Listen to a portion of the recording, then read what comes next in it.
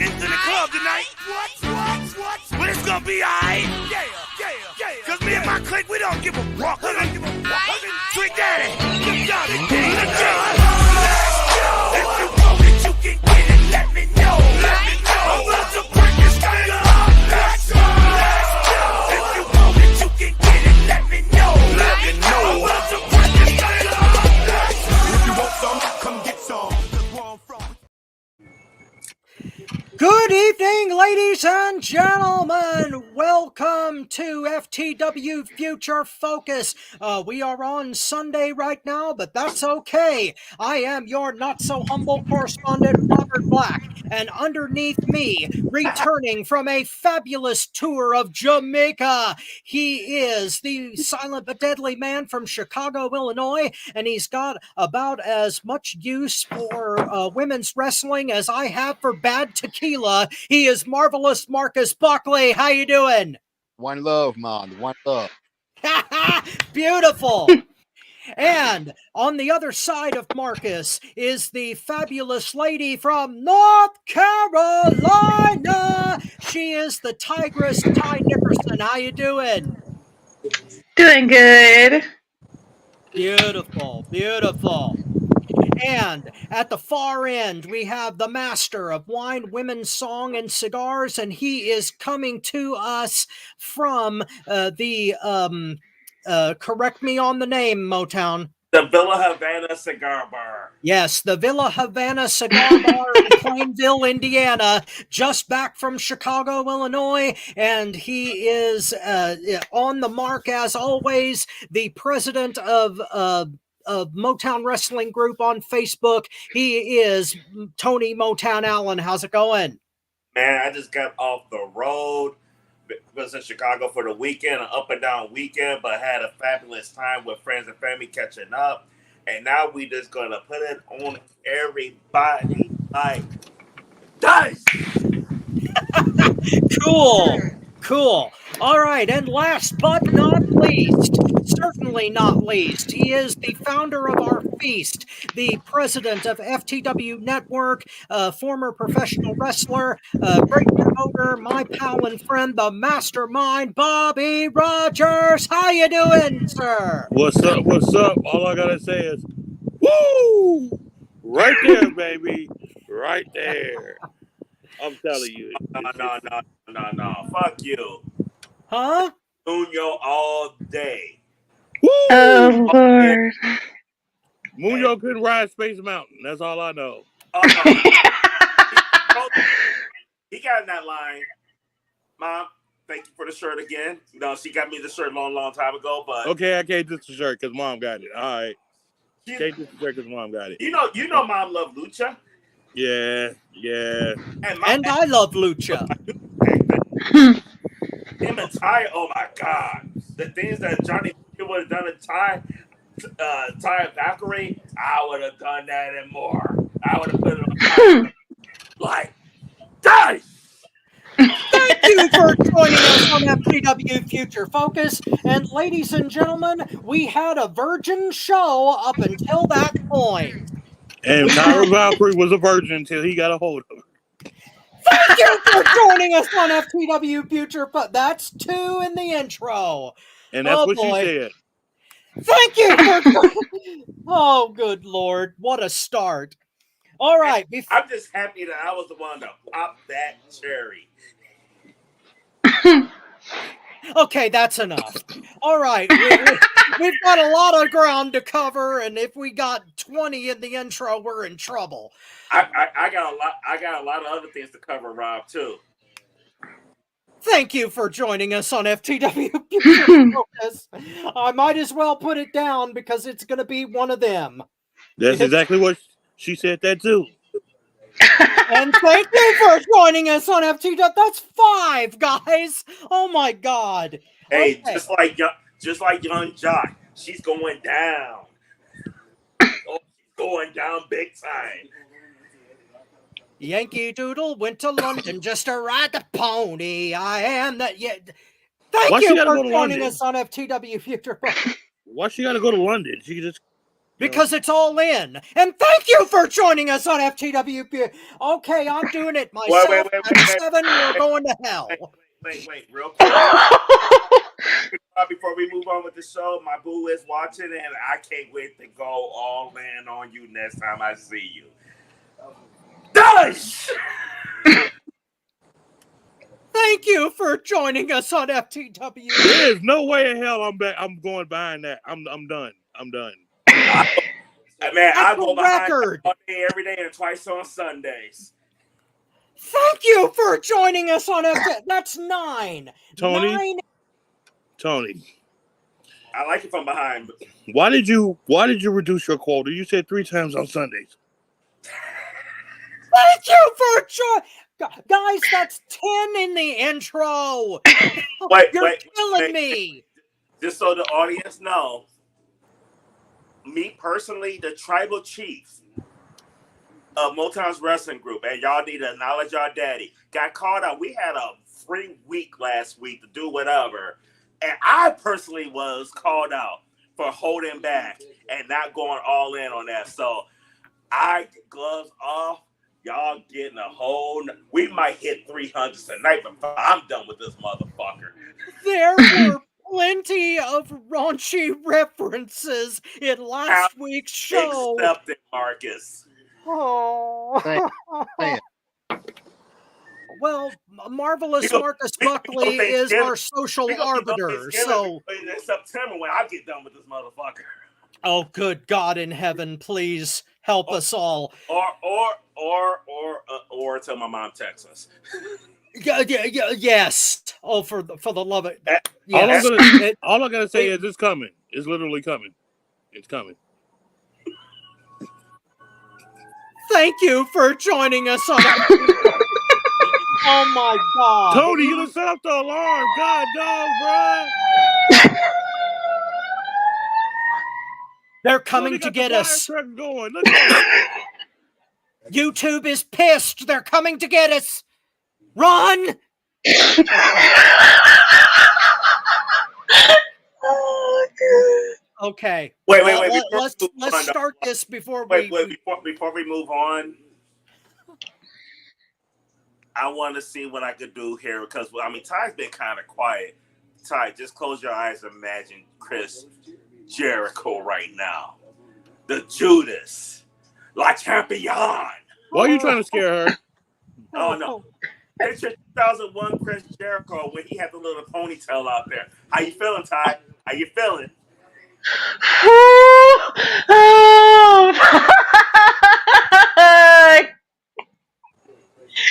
Why you gonna leave my boo Jeff out of this? Oh, Jeff Hardy too. We gonna go WrestleMania 17. Jeff Hardy out there doing and everything. How you feeling, Ty? Oh, I feel sick. Oh my God. Oh, Jesus. Marcus, I got the same face, bro. Don't even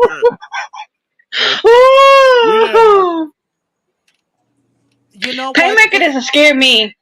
Paymaker Jericho don't give me nightmares. Neither does Willow. He don't give me neither one of them give me nightmares. Is that weird? You know what? Give me the female variety and I'll have what she's having. And thank you for joining us on FTW. We might as well do this all show because he's not going to stop. We don't stop. We can't stop. Put your hands in the air and say it like you just don't care. Because we don't. The lady from North Carolina. Oh, God. Oh, Bobby, please save us and ask the first segment because we got to talk wrestling. Yes, I thought we were talking about wrestling. Oh, please, let's talk about wrestling. Yeah, I thought we were because I'm still thinking about pinning somebody. No, I'm done. No, not until something's really bad. We've blown the curve now. Holy God, dude! There's other things she could blow, but we're gonna leave that alone. Anyway, thank you for joining us on FTW. Oh my God! Okay, our first segment. Bobby, you asked this question in the segment box, so if you would please. Yes. In this segment, I want to talk about Tony Khan. Oh God. Since it's AEW All In, I thought we concentrate on AEW and see what's going on with them. My thing is, of course, he's been battling for this TV rights deal for the longest, and it's being dragged out, elongated. Nobody knows what's going on. So my question is this: do you think the actual deal will be profitable, or will it be just something so he can get back to the next deal? Yeah, it's one of those vacations that we haven't had one of those vacations. Who's first? Marcus. Okay. You know, it's hard to say because I mean, I just posted something where he finally made some money by staying in one arena in Texas for like a month or something like that. But the thing is, that's hard for me to imagine being him ever for a long time, him being profitable. It's still doing shit like paying Mercedes Moné $4 million. I mean, and all the money he's spending on wrestlers. I mean, it's just hard to imagine that. I mean, and I mean, from what I understand, he lost so much money on video game. It's from what I understand, he lost most of his money on. So, without seeing the numbers of what this deal is going to be worth, you know, it's hard. I think the only way possible are going overseas more, kind of what the WWE is doing, because they're so starved for wrestling that they will pay all these they normally pay, and he stops overbooking huge arenas and getting them half full. Then maybe, and I stress the word maybe. Rob, go ahead. Okay, Marcus is right in that without hard data, which none of us have access to, there's no way of knowing for sure whether any TV deal is going to be profitable for AEW. But there are good signs. Warner Brothers Discovery renewed them, or at least are on the verge of renewing them with some kind of deal that at least is in the final stages of being finalized. You've got them going to Max so that we don't have to deal with Bleacher Report anymore for AEW pay-per-views. The strategy that Marcus mentioned, where they will stay a month at the same arena and like make a profit off of the repeat business as opposed to moving every week, that's a halfway decent strategy. What we're really we get on Tony Khan's ass a lot on this program, and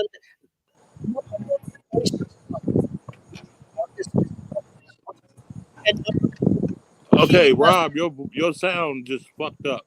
It did? Yeah, you went. As soon as you said Tony Khan, it went. Yeah. Yeah. I think Tony Khan's watching. Yeah. Okay, how is it now? No, It's good better. now. Okay. Tony Khan has a bad habit of not being able to book episodic television. However, whoever is either he or whoever is booking the pay-per-views is doing a hell of a job, which again is the exact opposite problem that WWE has. They are so used to booking episodic television and are so good at it that when it comes to the PLEs, they book it like Raw and SmackDown, and that's the wrong approach to those kind of shows. So, as far as profitability goes, Tony Khan does know how to run a business. The problem is that he's not completely up to speed on how to run a wrestling business, but I think that he's learning. So, to answer the question in one simple thing, yes, I think they'll be profitable. All right. Ty and then Tony. I got to get me a lighter. Okay, I agree with Marcus and Robert on this, but I also want to piggyback on Robert exactly what he just said. You know, I'm sick of Bleacher Report more than I'm sick of my roots that are coming in when it comes to pay-per-views. Feel lucky. I'm a paved road. You're a paved road. You're a lucky guy. I'm sick. Like I said, when it comes to pay-per-views, I'm sick of Bleacher Report more than I'm sick of my new growth on my head. Okay. It's possible. Look, I know I look like a hot mess, but that's a story for a different day. The point is, I think it is possible that Tony Khan did renew with Warner Brothers Discovery. If he wants to run a wrestling business, he has to do it right. He has to do it correctly. You got to go at it the right way. It's just like Tony Khan trying to run a bit. If you want to run a wrestling business, if he wants to run a wrestling business, he has to do it with perfection. You can't go at it half-assed and then not know what you're doing. It's just like putting on a pot of chili. You gotta get the ingredients right, and you gotta let it simmer. That's how Tony Khan needs to do when it comes to running a wrestling business. You gotta go in it slow. You gotta keep the training wheels on, and when you do it right, you can take the training wheels off. I mean, Fair enough. There's something said about taking it nice and slow. When you take it nice and slow, oh my God, the explosion is incredible. That's true. That is true. Exactly. You know it is, Rob. The context is there, but the deliberacy is not. So I'll let that one slide. That's what she said. Thank you for joining us on FTW Future Focus. Oh my God. Okay. Motown, if you dare. Well, there's something to be said about like taking it slow and gentle. I mean, like when you have your ladies who just have surgery, you got to take it slow and gentle. You got to. Thank you for joining us on FTW Future Focus. Now, I agree to a certain extent with some of you guys said, but to some extent I do disagree though. Mm-hmm. I agree with you, Rob. Does he know how to run a business? Absolutely. But he's running a business and not a wrestling company with his mind, and that's the point. Now, to answer the question, though, can he be profitable with this new TV deal? Absolutely, he can be. I think they have been going in a better direction with some stuff. Not everything. He's still dropping the ball on some stuff, but he's doing better on some stuff. One thing I criticize Tony Khan on a lot is delivering good pay-per-view with no build. He's improved on that. Like, he's watching because he's doing better on that. Some stuff, and there's other stuff he's doing better on, but there's some stuff he's still dropping the ball. And when I say that, like, I agree with you as he's got a good business mind and can run a business, but he can't run a wrestling company.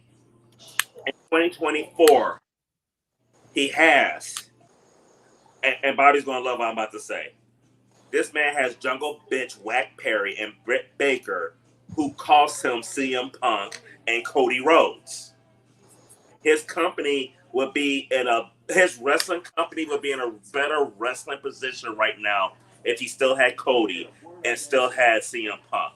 You cannot tell me that them two are less valuable than Dr. Britt Baker, DMD, and Jungle Bitch Whack Perry. He's not. Well, they're most certainly more valuable than Perry. I'll give you that. He's too loyal to the wrong people, and that's the only thing that could hurt him.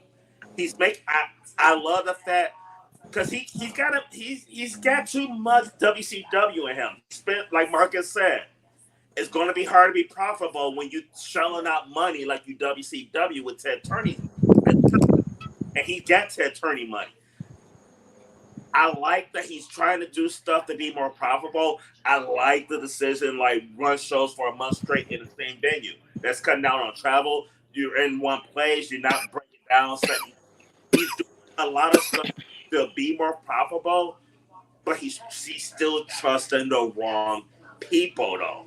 Nepotism is evil, yes.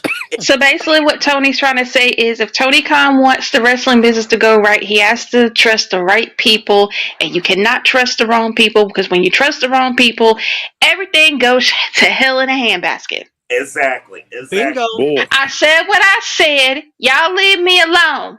Thanks, guys. No, he's definitely a point because the making are good, but you trust the wrong people though. Like if you trust the right people doing what he's doing, they're a player. They're a major player, and they're gonna be profitable. We'll see. Bobby, you get the last word.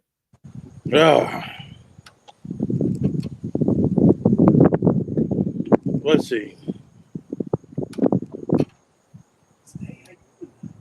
Let me say this. I think I threw him off when I kind of like threw that Britt Baker, Wet Perry. Yeah, you did. My thing is this. Right now, they are looking at a TV deal. They haven't signed their ink yet. And it's for a reason. They're not offering that much money. They're not offering something that's going to be really profitable.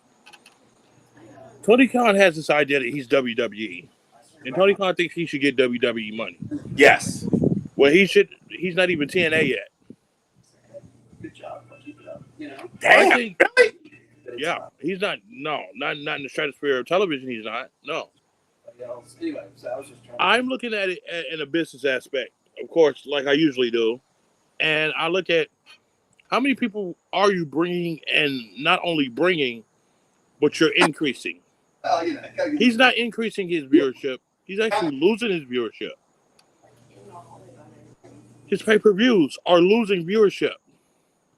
You're looking right now at a sinking ship.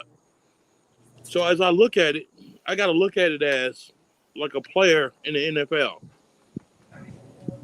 If you had 3 amazing seasons of nothing but,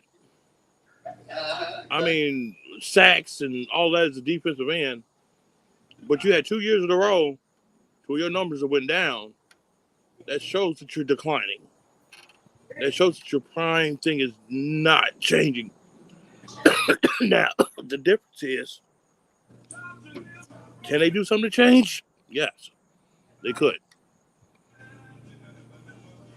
But as it stands right now,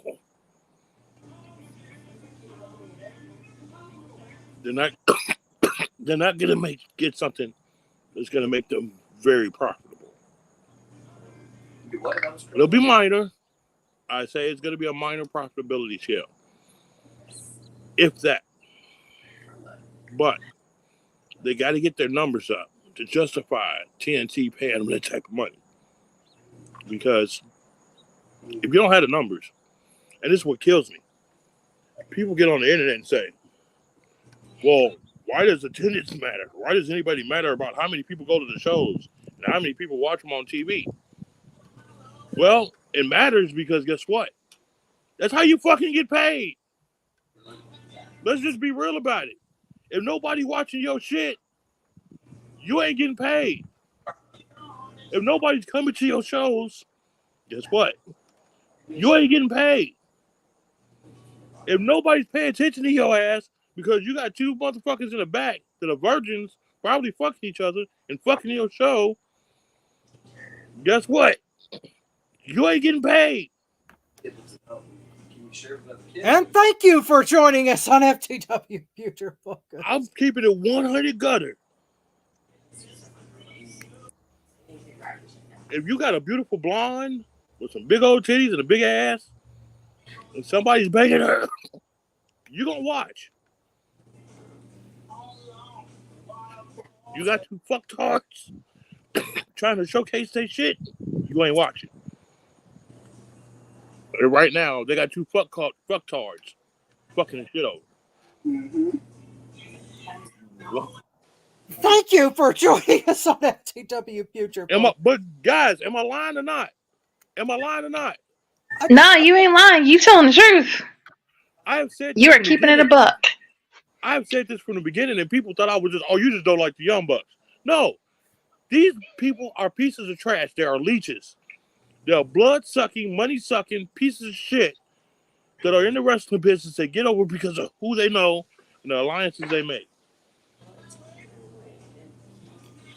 Okay, Bobby, let me ask you something. What? The attendance for SummerSlam was down, according to like visual stuff that was released and indication that they didn't get as many people into that building as they wanted to get, and that's the second biggest WWE show of the year. Mm-hmm. But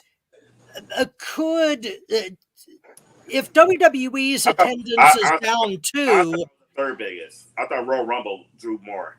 Well, okay, maybe it did, but my point is, if attendance is down for the overall industry because the economy is bad right now, does that necessarily mean that AEW is failing, or does it mean that the industry is declining overall? Okay, I want to ask this first question. Who the fuck told you the economy is bad? I've forgotten. Well, my grocery bill right now. I mean, everything about the economy is bad. Everything is higher now. Inflation's bad. Right. Hold on. Inflation has been higher than our income. Like, okay, but let me say this. But that would have happened no matter what. It has been on a smaller scale leading up to what it is now if it was done right. So we're at the spot that we're supposed to be in right now. Okay? CEOs don't want to increase the pay to pay us because they want to try to collect more money in their bank accounts. We can go to a whole different discussion on that one on another podcast, another day, another time. But the reason why I say, why do we say the economy is bad, is because people are still going out to get entertained. Ticket prices has went up, but they still going to football games. They still going to basketball games. Hell, the WNBA is collecting motherfucking people. Mm-hmm. Well, they've got a new star. No, that ain't a new star. That's called a marketing job. And that's what they're lacking. It's working, though. But that's what I'm saying. That's what they're lacking. The marketing. They don't have the marketing job that WWE does. So guess what? If you look at the loss that WWE has versus the loss of what TNA has, it's substantially different. Not TNA, but I'm sorry, AEW. AEW.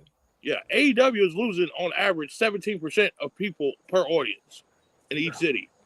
WWE is losing 5. Who's going to survive more? Why TNA is losing, not TNA, AEW is losing those ticket sales is because they're overpricing it. That too. Yeah, that too.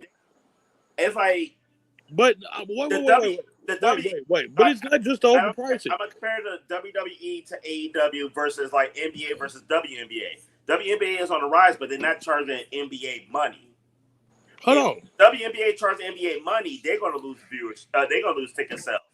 This problem with AEW. They charge. Try to get an Indianapolis Fever ticket.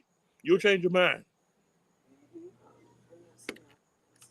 You know, there are like big NBA markets that are ticket prices are way higher.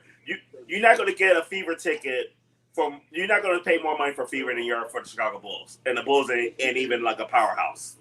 Well, okay. Wait. Oh, go ahead.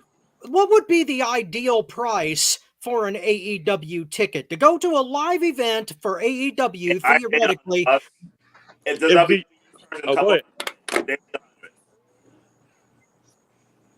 I didn't hear that. Let's just say, like, I mean, realistically, Royal Rumble is like $300. AEW should be half that, to be honest with you. So $150 for a decent seat. You're paying $200, $300 for WWE. They should be priced at like $150 to like $1 to $150. And we know they're not charging that because 2 years ago we spent a couple $100 for All In. Yep, that's true. Well, it was Forbidden. It was either Forbidden Door or All Out. I can't remember. All Out was more. Forbidden Door we spent $150. All Out we spent $200. Ah, okay. And I'm looking at it as in what do they do throughout TV to captivate me to want to go to a live show? That's the way it is nowadays. You have to captivate somebody to go to a live show. So the process of doing a TV show, and it's better there than a live show, makes more sense because guess what? You're drawing the people in, they're watching the live show anyway because they're compelled by what you see on TV. Not only are you getting that money from the pay-per-views and almost selling out, but you're also getting the advertising dollars because so many people are watching the TV. Okay, that may be so, Bobby. You do have a point, but remember, there's a flip side to that coin. There's no flip on that. Well, what I mean is, WWE does damn good episodic television. I'm not going to dispute that. But there are times when we get to major shows and pay-per-views and they book it like TV and it stinks. AEW has the opposite problem. Their TV is nowhere near as compelling as their pay-per-views are. But this is what you got to understand. You say it stinks. Guess what? 85% of the people out there don't think it stinks. Well, this is not the first time that it's been Robert Black versus the world. I hate to say. I mean, in all honesty, though, I'm enjoying WWE television. I enjoy what they're doing there, but I still don't know. I can't say 1,000% for sure right now. I'm going to Royal Rumble, and that's my favorite pay-per-view because of the prices, though. Because as good as television is, like, Jesus Christ, $300? Yeah. I'm looking at that too. I'm struggling with the WWE, paying that for WWE. So I really struggle to pay that for AEW. Well, I think AEW is coming to Fishers, Indiana, to some new arena there. And, if I get the chance, I'll go there and I'll tell you what the ticket prices are like. I'll give you a live report. If the ticket prices in Fishers, I mean, I will hope they're decent in Fishers. I would hope. Wait a minute. Hold on. It's Fishers. They ain't doing nothing that decent in Fishers. Well, the toothpicks are expensive in Fishers. That's true. Well, it's not Evansville. Anyway, moving on. It's worse than Evansville. Well, Bobby, you would know because you did shows in Evansville at the old USWA arena. I'm telling you, Fishers, all that area, Fishers, Carmel, what is that, Westville or whatever it's called? I think so. That is a booming area of nothing but rich people. Yeah. And if you got rich people there, guess what's gonna happen? You don't pay rich people money. Yeah. So unfortunately, they're looking at it as trying to find people that are rich that will pay that money. WWE is in that transition to where they're trying to find people that are rich that are paying that money. I'm ready to say fuck both of them and go to TNA. Well, you know what? If push comes to shove, there are independent wrestling promotions all over Indiana alone that would gladly scratch my pro wrestling itch. But I do have a question for Bobby, though, and I would love to work for them too. I do have a question for Bobby, and this question is coming as I don't follow TNA that much. I don't know how their ticket sales are. I don't know what the viewership is. From what I've seen, I didn't think that TNA is doing better than AEW. No, they're not. Wow. I just like him better. Oh, okay. Okay. I'm being 100% transparent on here. I just tell the truth. That's cool. I like their business model better. Their business model, they're doing the slow grind right now. Yeah. And then what from what I've seen, I was like the direction they're going. But to be fair, TNA invented the slow grind, so I get what you're saying. Yeah. That's why they had Tyra Valkyrie, baby. Okay, moving on to, we have a new segment invented by the mastermind, and it is called Whose Call Is It Anyway? If you would care to explain, and we will give you what we can, Bobby. And that's all I ask from her. And Bobby, give me what she can. I go first because I got to get me a drink. Okay. Thank you for joining us on FTW. Basically, this segment is going to be to where we're going to name a wrestler.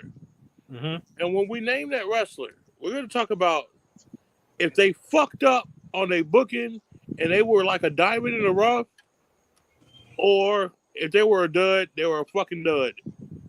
And they deserve to be in fuckatory. Okay. Yeah, some of them do deserve to be in fuckatory. All right, who's the first one? Shelton Benjamin. Ooh. Motown, take it. WWE dropped the ball big time with Shelton Benjamin. Shelton Benjamin is one of the most talented motherfuckers out there. I think they dropped the ball with him as a wrestler. He's not a promo person. He's not, though, but you had MVP that could be his mouthpiece, though. I think MVP could have done for Shelton what he did for Bobby Lashley if they directed him to. Big time dropped the ball. Big time. Big time. They fucked him up hugely.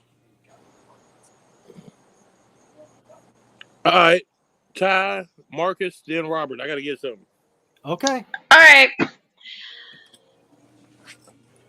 going to be honest. They royally fucked up Shelton Benjamin's booking. Royally fucked up. I wouldn't call it I wouldn't say they dropped the ball. They royally fucked up. Had they not fucked up Shelton Benjamin's booking, he would have been great in WWE. Then, if I'm not mistaken, I think he did do maybe a few matches in New Japan when he was known as the gold standard. Mm-hmm. Yeah. Okay. Yeah, because he was known as the gold standard when he was in New Japan.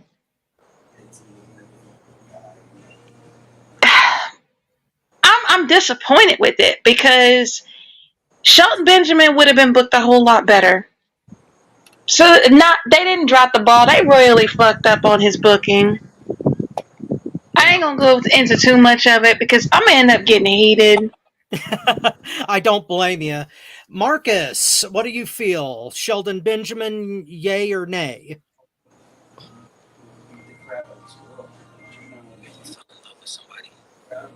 Marcus, your sound is messed up. Oh, God. Tony Khan got to him, too. And I'm just kidding. Oh.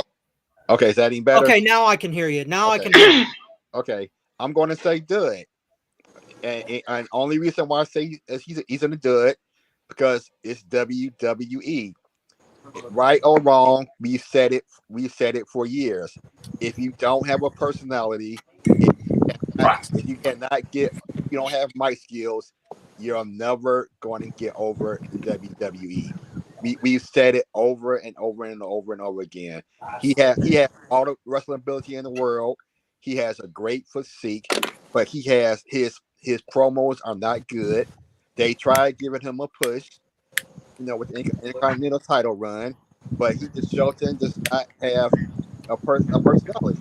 Now, if he was in WCW anywhere else, he would have been a big star.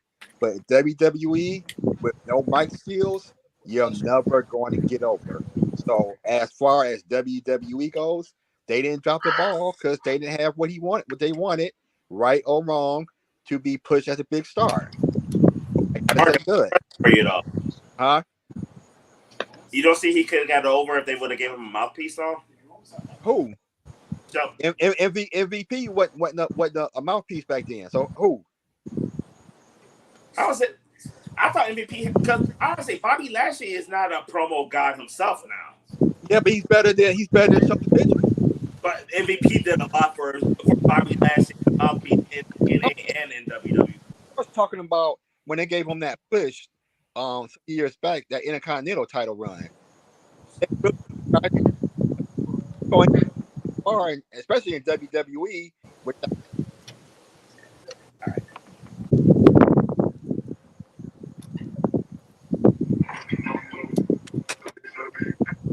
Okay. All right. I have to agree with Tony and Ty on this one, and I only have 2 words to say in response. Oh.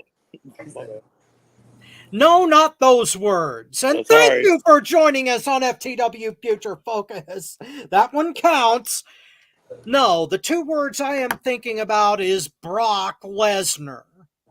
That guy got over in WWE without being able to cut one promo that didn't sound like a 5-year-old screaming for an Easter egg. So,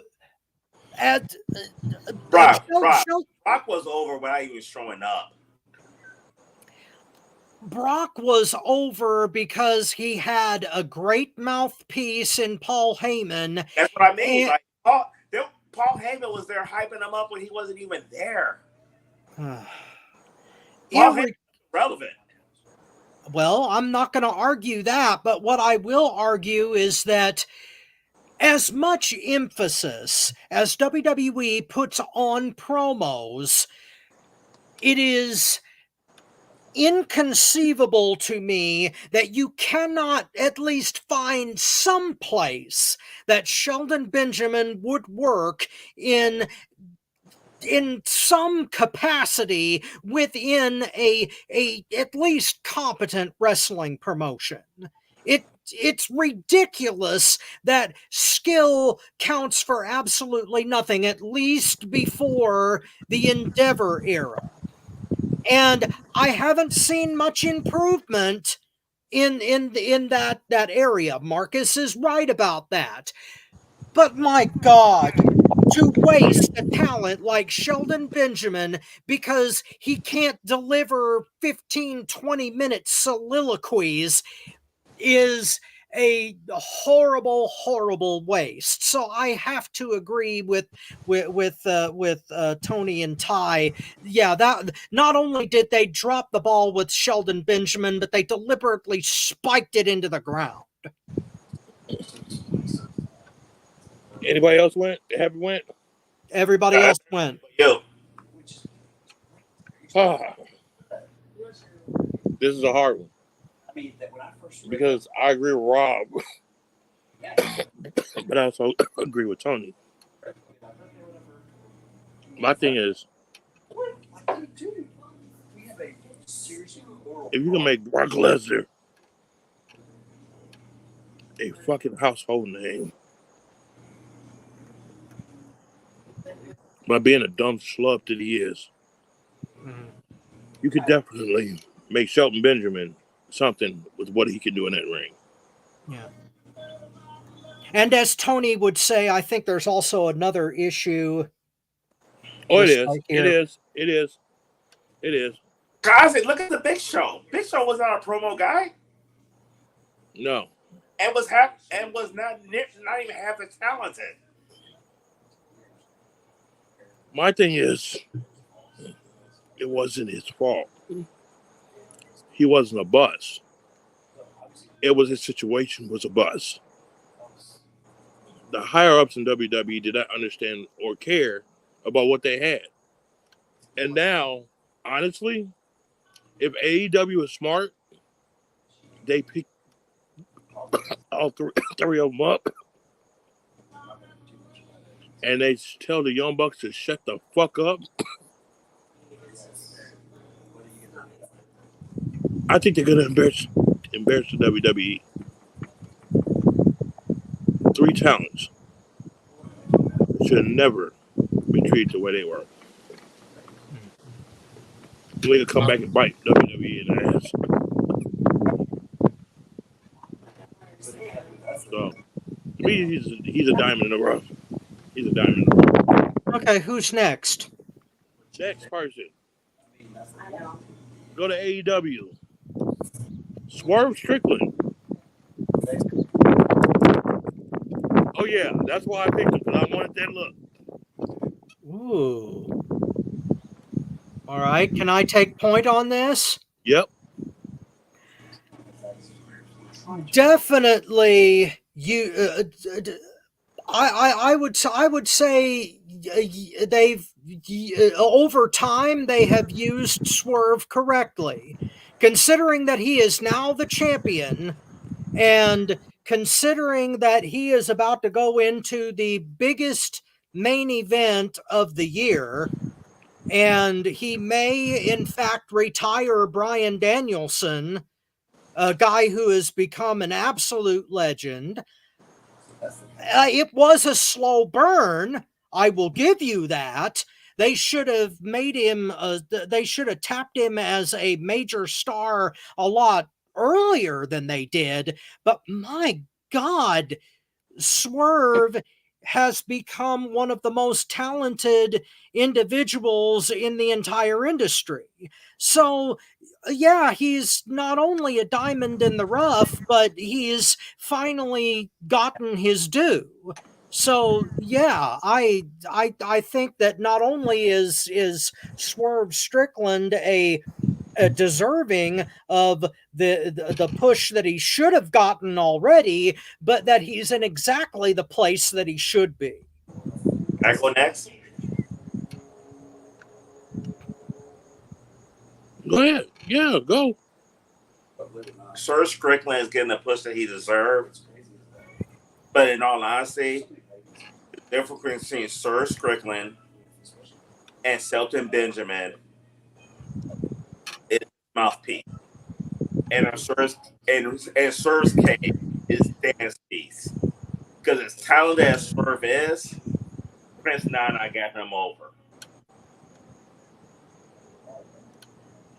And Swerve is doing the stuff he's been doing in AEW for years. I mean, he was a phenomenal talent in Lucha Underground. He was phenomenal talent in WWE, and he's a phenomenal talent in AEW.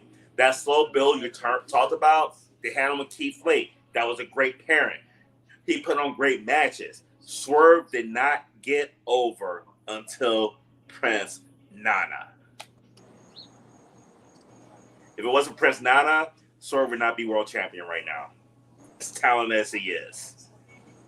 Now, that's a bold statement, but okay. What have you seen otherwise?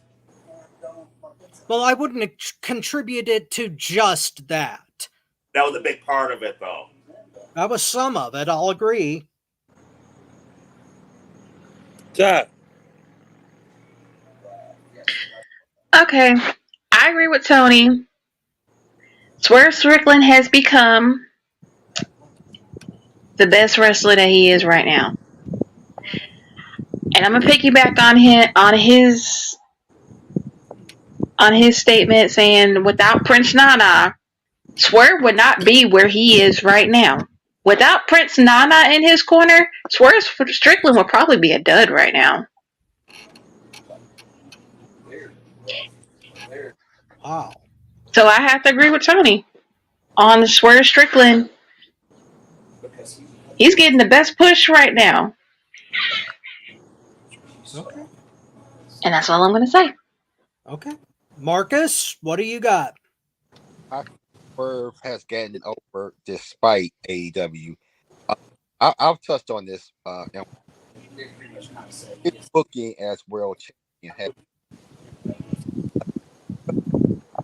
Your voice is fucking up again. Is that any better? Yeah, that's better. Okay. Okay. As I said, his booking as world champion has just been terrible. I mean, he had a competitive as the world champion. He had a competitive match with Christian's son. I mean that was just awful. I mean, again, like you always said, he's really gotten over because of Nana. I mean, when he was working as a heel, he was being booked as a babyface. Now he's a babyface, he's being booked as like a heel. I mean, it's like they don't know what direction to do with him.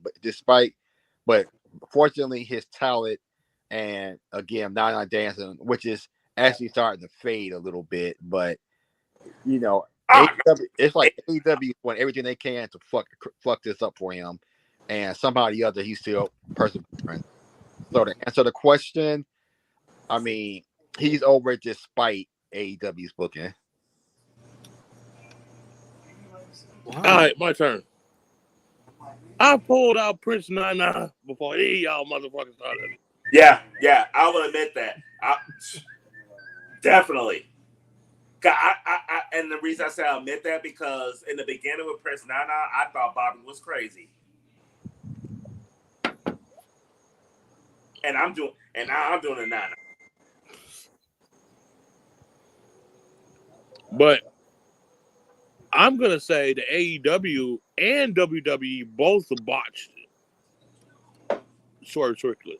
Oh, we know WWE did for sure. That's my thing is this. I don't give a fuck if you put a belt on fucking Strickland. When you don't fit his fucking character, you're fucking him. You are basically dancing around. You swerve when you drive, swerve when I drive, and swerve right into his ass and fucking him. Thank you for joining us on FTW. The thing that's sad about it is if they would have kept Strickland a pure heel, a pure asshole, a pure motherfucker that didn't give a fuck, they would have had a gold mine. They could print enough money that they would be fucking making. But this goes back to what I was talking about, the profitability of the shows. They don't do shit that's profitable. I think they purposely did this shit to Young Bucks because they want Kenny Omega to be the top dog. Sorry. I get mad. But Kenny Omega, this American... I ain't getting mad. This American... All problems I got right now, ain't no need for me getting mad. But this American version of Kenny Omega is bullshit. This American version of Kenny Omega makes me want to go to sleep. This American version of Kenny Omega makes me wonder how the fuck did he get in the business? I'm sorry. You could do all the cool fucking moves on earth you want. You can. Do an 850, do an 860 fucking splash. But if you don't have the character and you don't have the push behind it, it means shit. Think about wrestling back in the 30s and the 40s. The ones that made the card was the ones that connected with the audience. Had a personality. They had a tie to them. Bruno Sammartino had a tie with the Italian people. That's why he was bigger up there in the Northeast. Dusty Rhodes had a tie with every motherfucking body. And that's why he was big going against Ric Flair. Ric Flair had a tie with everybody hating the fuck out of him. But guess what? He got over. That's the problem with modern wrestling today. And I will tell you. I think it's the difference in the wrestling game today versus then. Let me finish. And that's the problem with modern wrestling today. I've said it once on the show. I'm going to say it again. For all you people that don't understand about wrestling or know about wrestling, I'm going to tell you from experience. The hardest motherfucking thing to do in that fucking ring is not getting slammed. It's not getting bulldogged. It's connecting with the audience to go along with what you're doing in that ring for them to care. Because if they don't give a fuck and they're sitting on their hands, you have no fucking job. And that's one of the things that I can say that I am thankful for in my career. Every fucking audience we went to, I touched them. I made those people feel. I didn't even get to show the match that me and Rob Kincaid was in. I got that match now. You will see, and we might do a segment on here where I show that match. That'd be nice, like a watch along. Yeah. I'm down for that. You will see how me and Rob Kincaid tied in with that crowd. And ironically, I was the fucking heel. Well, you know, Rob, Pretty Boy Rob was always the fucking face, you know. Well, yes. I think we need to do that because so many of our viewers haven't seen you in action. That's true. Well, hell, they haven't seen the matches of yours that I called yet. So we'll get there. We'll get there eventually. Okay. We've got the archive. Yeah. We'll do that. And that's a safe watch along. I mean, we're not going to have the machine shutting us down. In fact, isn't the archive up on the FTW network website, Bobby? Kind of. Oh, the website is down. The website is down? Yes, the website is down. Okay, we need to work on that. Yeah. But honestly, connecting with that crowd is the hardest fucking thing you can do. And if you don't connect with that crowd, you ain't got no fucking career. I don't care how many fucking cold moves you can do and then she quit. That's not going to get you over. And that's why I have a problem with AEW. Is because they don't know how to connect with a crowd. They just do cool ass fucking moves. No, they connect with a crowd in a different way. I mean, they definitely had the cool ass moves though, but they connected the crowd in a different way. The Prince Nana dance, the Scissor Me Daddy. Oh, Scissor Me Daddy. Yeah, but check this out. Judas, like they connected Judas. Chris Jericho extended his career on Judas. Hold on, wait a minute. Think about this stuff. If those people had the personality to capture the hearts of the crowd, they not only will be singing their songs, their names will be plastered all over the place on their walls. They'll go to the shows and sing the songs. 30 seconds out their life, maybe a minute. If Chris Jericho's coming to the ring, a minute and a half. You know? But truly tying into what the motherfucker, what they doing, they don't. MJF. Now that motherfucker right there makes you motherfucker either want to hate him or laugh your ass off. He's one of him. I would say him and Bryan Danielson are probably the ones that like yeah, Darby without like the extra shit, you know. Darby does connect with people because he does things that are so damn crazy you can't help but love him. Yeah. So no, I think he's stupid as fuck. Well, he may be stupid as fuck, but they do love it. Right though, because he's stupid, but people are like drawn in on it. But that turns me off though. But I think Darby is like he's a special case. But Darby is like Mick Foley on steroids though, because Mick Foley did a lot of stupid shit that got him over too though. Yeah, I would agree with that. Yeah, that's true. Bobby, do we have one more name or are we moving on? Yes, we're going to go with one more name. Okay. Man, I want to do this other one, though. Oh. We do two more. Yeah, but I literally have three other ones I want to do. But it's your show, dude. Run that shit. This is fun. All right. I'm going to start with the least one. Piper Niven, baby. Oh, okay. Marcus? No. No. Ty is the lady of the room. True. Man, yeah. You were in my head. I was thinking the first lady should lead on with the lady one. I apologize. Yes, Ty should do it. Wait a minute. Wait. This is the order. Ty, Marcus, Rob, then Tony. Okay. I'm not going to hold back on this one. They got Piper Niven looking like a dud right now. I am so serious. It's just not even funny. When she was in NXT UK, yes, she was on fire. Preach. Now they got her on the main roster when they changed her name to Dewdrop. Whoever gave her that name needs to be slapped, twisted faded, swanton bombed, and triggered Okay, for and giving her that name. in all honesty, sorry, Mom. Piper never had more talent in her left tit than Eva Marie in her entire body. The third Bella that Bree and Nikki probably don't recognize. The redheaded stepchild of the Bella twins. Or the Garcia twins. That was so true, I'm not even going to ding it. Let it go. Okay. When she got on the main roster, and they put her with Chelsea Green. Decent.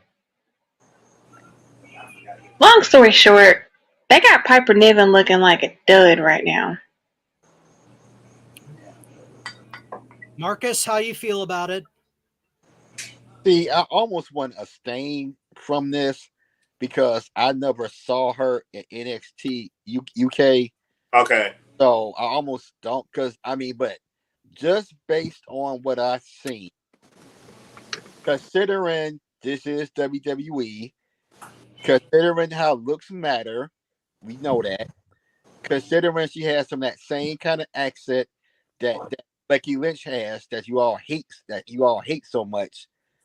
I mean, I don't know. She's not a great promo. So I mean, without seeing her use correct body, I mean, she's just a body.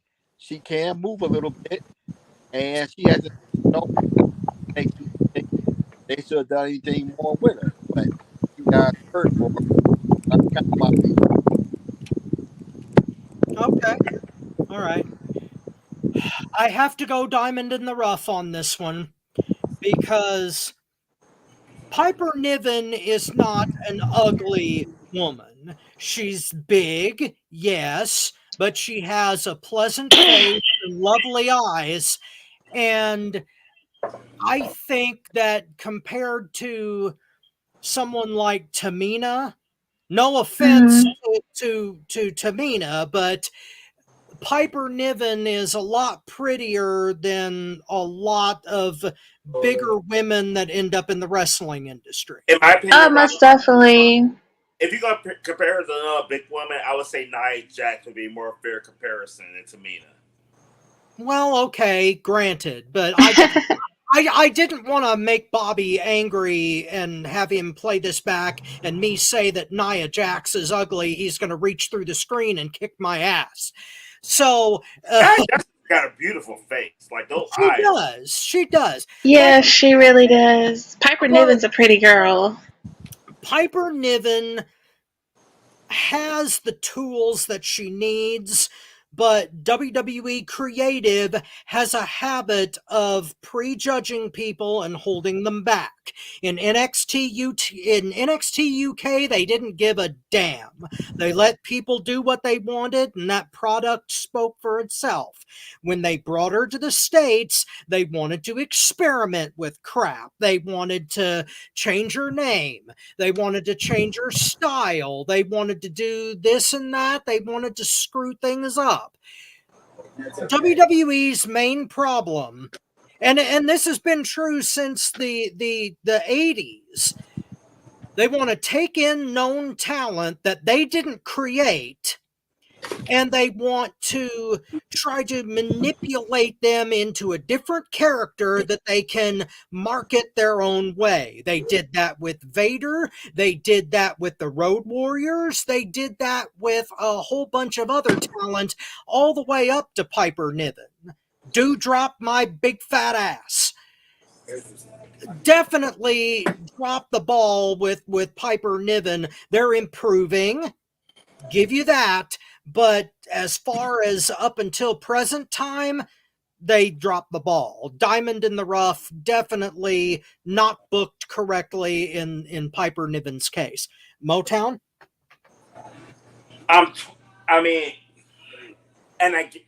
Marcus, I get where you're coming from your perspective. Not seeing her in NXT UK. I heard a lot about Piper Niven before she was in UK. I loved her there. Absolutely loved her there. Incredible talent. I was disgusted when they called her out. They made her do drop with Eva Marie. Like, how you gonna make a bitch who got more talent in her left tit the sidekick to a no talent Bella redhead bitch? Hello. How? Hold on. Do I need to say it again? Can I say it again? They made her the sidekick to a redheaded stepchild of the Bella bitches. Can I say it again? Hello. I didn't mind the pairing with her and Chelsea Green. Only because they jumping the ball with Chelsea Green as well. Like, I really had high hopes for them two together because I really thought that them two together could get over bigger than they did. Because Chelsea Green is incredible talent. Can I say that again? Hello. Incredible talent. Both of them incredible talent.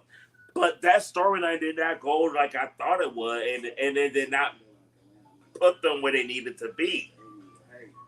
WWE, in my opinion, did drop the ball. And we know why they dropped the ball, because if she had the look of Chelsea Green with the talent that she had, if she had the look of some of the other women in WWE, she probably would be a women's champion right now. I'm real hopeful with like these mid-card titles they talking about bringing in that we're going to get a run out of them, because I really hope, because I like the idea of a women's IC title, have a good feeling with the women's US title. I think those titles would be more beneficial than the tag team titles, because WWE has no idea whatsoever how to develop a women's tag team. They barely know how to develop a men's tag team. How the fuck they going to develop a women's tag team? They need to put those belts, focus on the mid-card belts, where you can get like right there, but not quite. And I think Piper Niven would benefit from that tremendously. Piper Niven up until this point, they dropped the ball. Oh, for you. I mean, NXT UK, two of my favorites were Piper Niven and, honestly, Ty, do you remember Mansfield? Dave Mansfield, whatever his name is, the big guy? Big Damo? I think it's Dave. Killian Dane? No, Mansfield, like the real big guy that was there for a while with the beard. Oh, okay. I don't think I remember him. Which you haven't seen him since UK folded. Like, they had incredible big talent that they just dropped the ball with because they didn't fit like the WWE look, in my opinion. Wait a minute. Piper is one that we talk about, like, the problem with AEW was like spending so much money on talent, too much money. That's money good spent, because you don't have to spend a lot of money to get Piper over there, and you can showcase her a lot better and make her a star. Yeah. Hold on, wait. I'm thinking of something. Hello. Okay. Bobby? If the WWE was named after a football player on how they handled Piper Niven, his name would be Rasam. Their name would be Rasam Salam. Because every time they touch that football, they fumbled the shit out of it. I'm sorry. WWE fucked up bad with her. I'm so disgusted with WWE. And don't get me wrong. You do hear me on here giving WWE their props. I get on AEW's ass. I do. But you know what? Let's just be 100. WWE pisses me off about their women's division. The way I feel about Tony Khan when it comes to the regular wrestling and the men's wrestling is the way I feel about WWE when it comes to the women's division. They have very talented women. Nia Jax finally got her fucking title. Finally. After all that bullshit she had to go through. And motherfuckers still hating on her.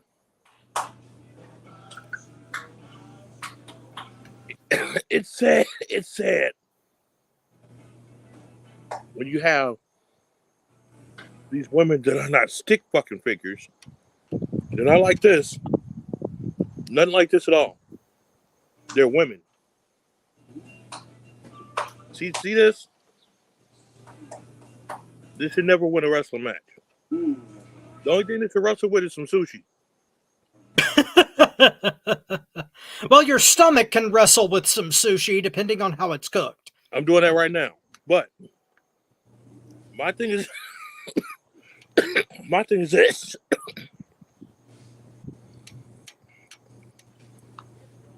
You have plenty of women. Jessica Havoc, one of them. Piper Niven, one of them. Nia Jax, one of them.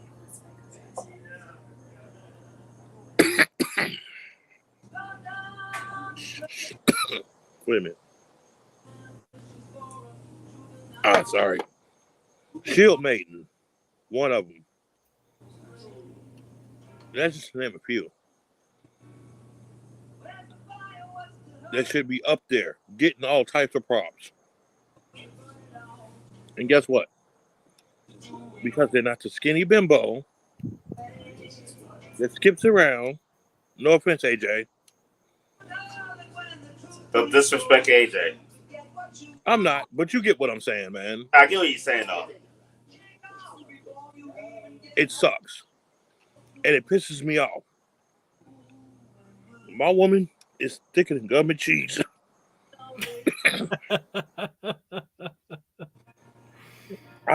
This right here would do nothing for me. See this? Nothing. Sorry. And in a fight, in a real fight, they would get their ass whooped every day, all day. Now, if we talk about Serena Deeb, something like that, exception to the rule. But for the most part, they would really get their ass whooped. Why are we pretending that these toothpicks can beat a fucking woman? It's bad enough they look like Valley Girls and they ain't been in a fight in their life. Let alone they'll beat somebody like a Nia Jax or Shield Mate. WWE is Rasan Shalom when it comes to Piper Niven. Anybody from Chicago know what I mean when I talk about Rasan Shalom. Yeah. But I will say this though. What I saw on SummerSlam with Nia Jax, the dominant win over Bayley, and they keep the title on Bayley.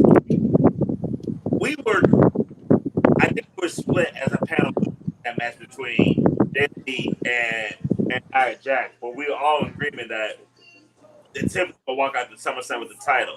The fact that we were wrong on that and they kept the title on Nia Jax, and I could see a decent run out of her, they could be going in a different direction. That gives me hope. It does. But I'm not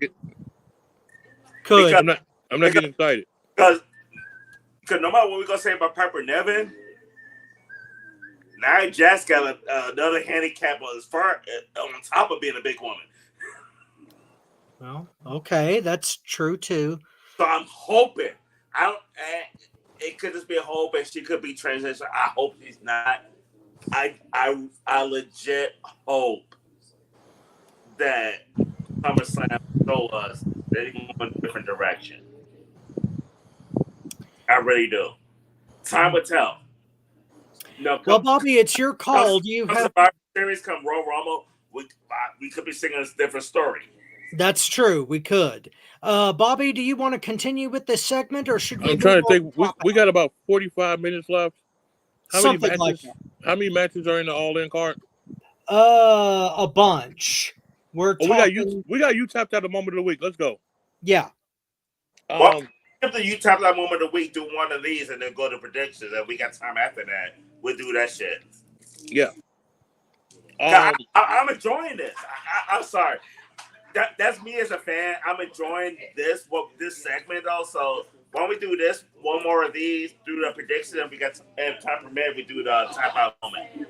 Well, all right then. We'll do one more of these and then we'll hit the predictions. And to see where Bobby, what's our next name?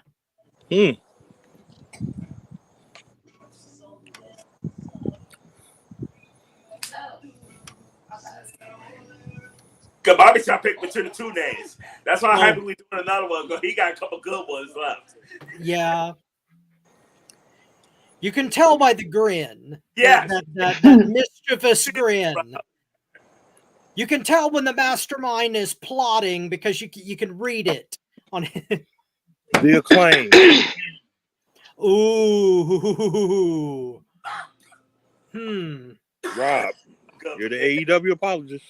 Yes, I am. Yes, I am. And when it comes to the Acclaimed, I have to say that they. I wouldn't say that AEW has dropped the ball on them, but they have cooled off recently. When they first got over as a babyface tag team, they really should have shot to the moon a lot faster, but they didn't. And we all know who we can attribute that to. Oh, sorry. There you go. But I'm sorry. I think that they're going for a course correction right now, because they're about to step into the ring with FTR and the Bucks for the tag titles at All In, and I'm excited for that match. So I would say that they were cooling off and that AEW was missing the boat again with them, but not so much now. I think they're on their way to backtracking. So Acclaim, definitely diamond in the rough, definitely not booked exactly right by AEW, but I think that's changing. Marcus. I pretty much agree with everything Rob said. I thought that they got over on a fluke in Chicago with that scissoring bullshit, and they got pushed a little too hard, a little too fast, and now that that's wearing off, I like the direction that they're going with them. They're making they're on that scissoring shit and making them look a little bit more serious, and I wouldn't be surprised if they actually even turn heel on them. So I like the direction that they're going. So I think they're doing a pretty good job. So what? Diamond in the rough, I guess. Okay. Tony. This is hard for me, to be honest with you, because Marcus, I'm gonna give you a big fuck you, because when they got over with the old Sesame Daddy, you were next to me doing that shit too. Fuck no. fuck you. Don't even try to no. That was an accidental. They got over bullshit. That was a fluke. You know it was. That was a total. Were you or were you not? That was a fluke, Tony.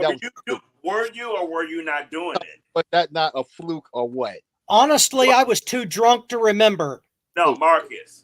Were you or were you not sitting next to me going, "Oh, Sesame Daddy" as well? I couldn't help it, but it was still a fucking fluke.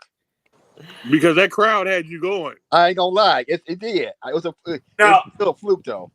I don't look at that as a fluke, to be honest with you. I look, because the reason I say it's not a fluke, I attribute that to Judas for Chris Jericho. I attribute that to the Prince Nana dance for Swerve, because they were a damn good tag team before Chicago.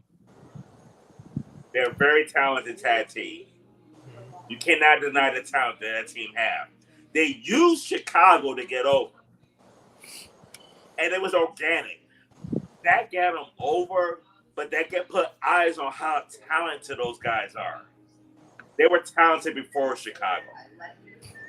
The scissor me daddy. That got them over, but they had the talent along with that. Because of their talent, I feel that the AEW dropped the ball with them. They could be fixing it. So I somewhat agree with you guys, but we're gonna see how all out go though, because in all honesty, when they go to threat, in my opinion, they should be to win. Because the Young Bucks are a horrible tag. For me, it don't matter who wins, as long as it ain't the Bucks. I'll be 1,000% honest with you. It don't matter who win to me. The tag team as long as it ain't the Bucks. I'm not gonna be mad if FTR win it, but in my opinion, FTR don't need it. Acclaim needs it. They're too talented not to be the tag team champions. We'll get there. They need those tag team titles. They need to get back on track. They need to get back to where they were 2 years ago. So right now, I have them as a bust. Well, not necessarily a bust. I have them as a drop the ball.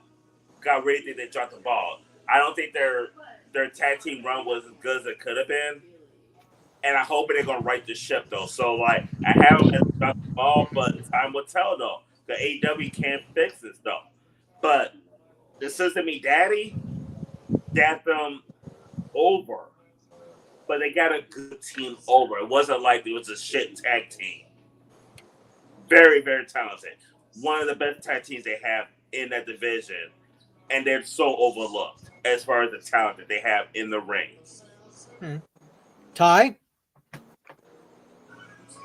Yeah, I agree with Tony.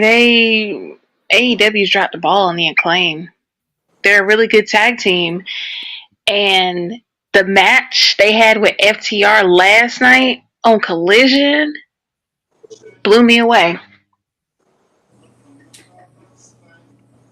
I still wanted them to brawl for 5 more minutes, but that's a story for another time. I want them to get the momentum they had when we first saw them at AEW. I want them to get that momentum back. The only way it has to be perfect if they want that momentum back. The only thing that got them over is the Scissor Me Daddy chant.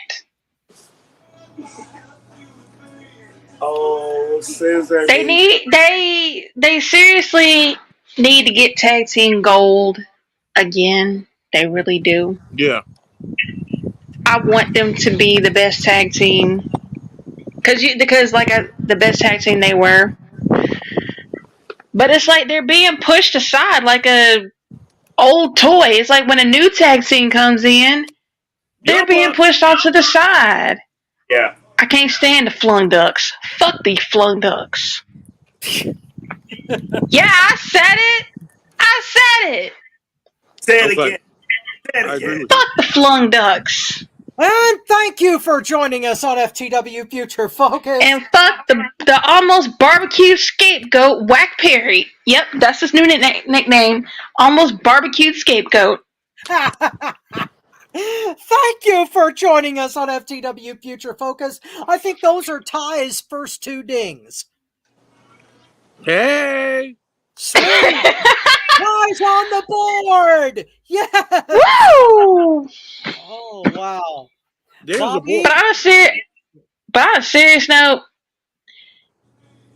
the Acclaim are, I wouldn't say duds. AEW just dropped the ball on them. They definitely dropped the ball. Okay. Well, if we're naming football players after organizations, I would have to say AEW is a Rex Grossman of wrestling. Ooh. Damn. Ooh. When it comes to the Acclaim. They fucked up so bad with the Acclaim. They should have kept them baby faces. They could have had them go through some turmoil or whatever and fight for underneath and come back. But no. They fuck around, do some dumb shit, get rid of their money-making fucking phrase, fuck around, and I'm not excited about that match. That's the match I least want to watch. And to tell you why, because guess why? Guess why they're in there? And so they could be a buffer between the other two teams. One of the Acclaim is going to end up taking a pin. So the other two look strong. And I can understand FTR looking strong. I get that, because they're a solid tag team. But for the fucking Young Clucks? Really? No. Are you? No. Okay, so you're telling me you would rather see Bucks versus FTR Part 4? Yeah. Ah. So FTR could whoop that ass if it was a real booking. Wheeler and Harwood just basically turning the Jacksons into jobbers. Dog shit. Walk Okay. the fucking dog. Get the leash out. Tell them it's a fire hydrant. Piss. Stop pissing. Piss again. Stop pissing. Get the fuck off. Honky Tonk Man at SummerSlam job. Basically. I'm Okay. talking about worse than that. I'm talking about as soon as they step in the ring, they get their ass whooped. They don't get nothing in. Oh, they- so Brian Danielson at Mania against Sheamus. No, I'm talking about Kofi Kingston. Oh, Brock. Damn. Oh. But only lasts a little bit longer. I'm sorry. This is a disappointing match that's going to be on the card. We'll discuss this in a second. I'm going to leave my comments for when we go there, but the Acclaim, yep, AEW is the Rex Grossman of professional wrestling when it comes to, yeah. Wow. With that, I guess we can move on to our predictions for All In London. Yes. You tapped out, didn't we? No, we're doing the predictions and we got Yeah, time. we're going to leave that after if we got time. Time for a minute. Yeah, because we're coming up on the clock here. Yeah, that's true. Let's go. Okay, who is doing the rundown? I thought y'all had that. Well, I do, but I don't know if anybody else wants to take it. Run it out, Rob. You got this shit. All right. Well, we will start with the pre-show. Wait. You the Joy Styles of the show, so run it down. Oh my God! Okay. Did you have the Carl Shooter saying that? Thank you for joining us on FTW. Oh my God. Well, I'll chalk that up to wishful thinking on my part. Anyway, we'll start with the likely pre-show match. Willow Nightingale and Ishii in a mixed tag team match to determine the stipulations for All Out. They will be taking on Chris Statlander and Carmichael. I'll go first. Go ahead. I'm so sad. Stokely Carmichael. I'm so sad. I'm so sad. Who? Chris Statlander and Stokely Carmichael. Okay. I'm so sad because two of my favorite girls in AEW is going to fight each other. Yeah. Mm-hmm. And Stokely, I like Stokely. But he'll end up getting his ass whooped. Mm-hmm. This is a 3-year-old kid that went to the candy store and started nibbling on every piece of candy, and he got a black mama. You know what's going to happen. Whoa. Damn. He's about to get his ass whooped all through that fucking stove. It's going to be a belt, shoe, the strap off a purse, somebody's arm, something. Oh. This man is going to get his ass whooped all through that. And they don't save it for the end, of course, make it dramatic and blah, blah, blah. But that man going to get his ass whooped and take the pinfall. We know what's going to happen. It's sad. This sucks. I'm picking Willow and Ishii. Okay. Can I go next? Mm-hmm. I don't know if you want sloppy seconds, but okay. Thank you for joining us on FTW Future Focus. Oh my God. All right, since I'm gonna go second here, I'm actually gonna even the score. I'm picking Stokely and Statlander because this match is predicated on the idea that Willow and Statlander are going to fight at All Out, and this match is going to determine the stipulation.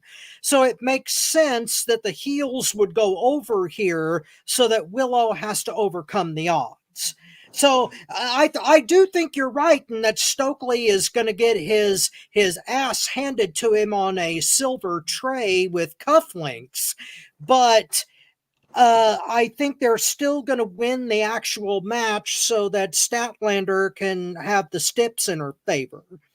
So I'm going with Statlander and Carmichael. You know there's going to be some cheap ass cufflinks on that motherfucker, right?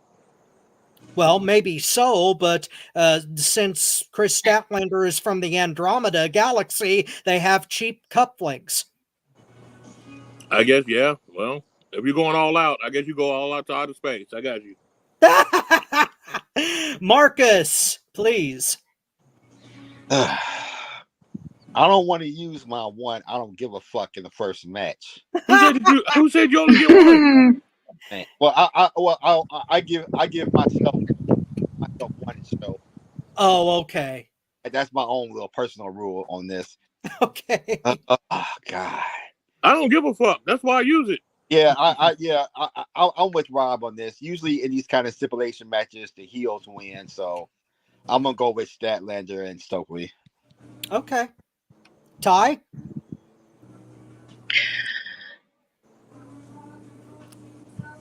Hathaway's gonna get his ass kicked. Yeah, I think we all. When I watched Collision the other night, and Hathaway was talking about he was a pit bull too. I was like, no, hell you ain't. You're more like a chihuahua, dude. Why are you gonna give him Chihuahua? Chihuahuas are mean. Exactly. He's a fucking poodle. Yeah, he's more like a poodle, not a chihuahua. I take that back. A domestic poodle at that. Exactly. Well, they do have So my vote goes to Willow and Ishii. Okay. All right. Motown. I'm picking Chris Statlander. Same reason as you and Marcus. All right. And Bobby already went. Next match on the docket. I am not sure whether this match was canceled or well, no, it isn't. Never mind. If it's still on, we're picking. If they cancel it. Oh, okay. The Casino Gauntlet match. Oh God. The only known participant is Orange Cassidy, but since we don't know any of the rest of the competitors, everybody take a guess at who it might be. Since I called it, I'll go first. I think that we're going to get the debuting Bobby Lashley winning an AEW World Title shot. That's just a shot in the dark for me, but with these kind of matches at AEW pay-per-views, it usually goes to a debuting wrestler. So I'm saying Bobby Lashley is going to debut in the Casino Gauntlet and win himself a title shot. Can I go next? Yeah, go ahead. Ladies and gentlemen. Here it comes. Here it comes. At this time. Here it comes. We have all sat here and listened. Drum roll. And we have listened to this match. We have thought about this match. We have thought about the outcome of this match. And it's only one conclusion that comes up when you really think about this match that's going to happen. With Tony Khan's booking and the Young Bucks backing, I am going to say I don't give a fuck. Who gives a shit about this match? Why is this on the card? Why is it just a pre-show? I don't think it's the pre-show. I think there's only one match in the pre-show. No, but that's what I'm saying. This should be the pre-show. Who gives a fuck? It may be. I don't know. It better be. Okay. Because Willow should be on the main card. Why the fuck you putting her in a pre-show when you got a bullshit match like this? Why? Because Orange Cassidy's in it? Peel that fucking orange. Fuck him. Can I go next? Fuck about Orange Cassidy.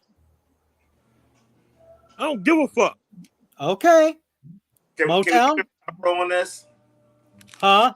Can we keep it on top row for this? I go next. Sure. Casino Battle Royal. I have never done this until today.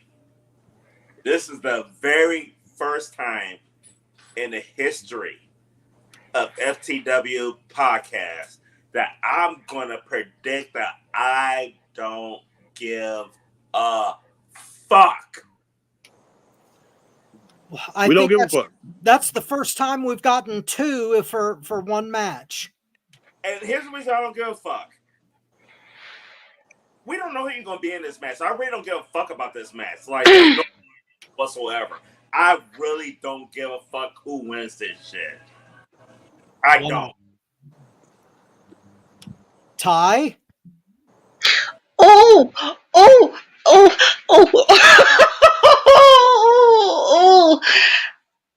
I'm going to do this off the ladder. I'm going to borrow my main boo and his brother's ladder. And I'm going to do this off the ladder. For the first time ever. Mrs. Jeff Hardy, Jericho, Omega, and sometimes more is exercising her I don't give a fuck card. Oh my God, that's 3. Wow. And I'm gonna tell you why. I agree with Tony on this one. We don't know who is gonna be on the card. We don't know who are gonna be participating. I could give negative 5 fucks about the match, and everybody knows who's all on it. So, First Lady, don't give a fuck. Wow. Marcus. Miss No Fun. Holy shit. Marcus, please. Well, let's go ahead and I'm gonna call this the I gaff. I don't give a fuck. If they don't have enough common sense to let us know who's even in this match, who cares? All right. Marcus put it best.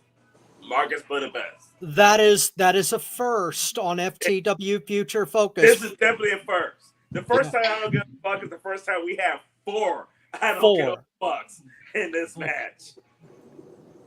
Wow. They don't even get my pubic hair.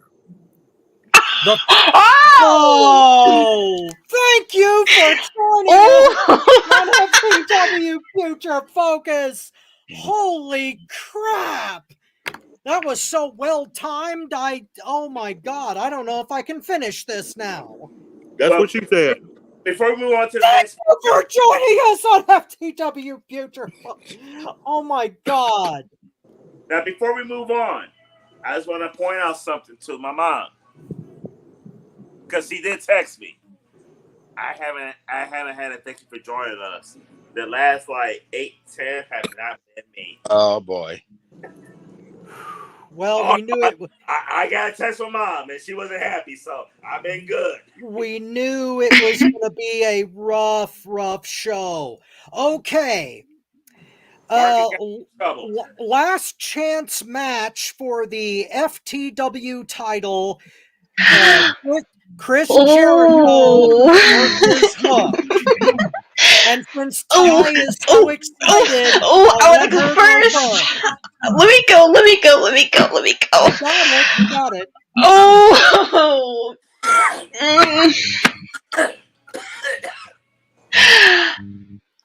Sorry, Hook. I gotta go with my other boo, Jericho. Okay. You are not getting challenged for the FTW title ever again. Okay. Cool. Tony?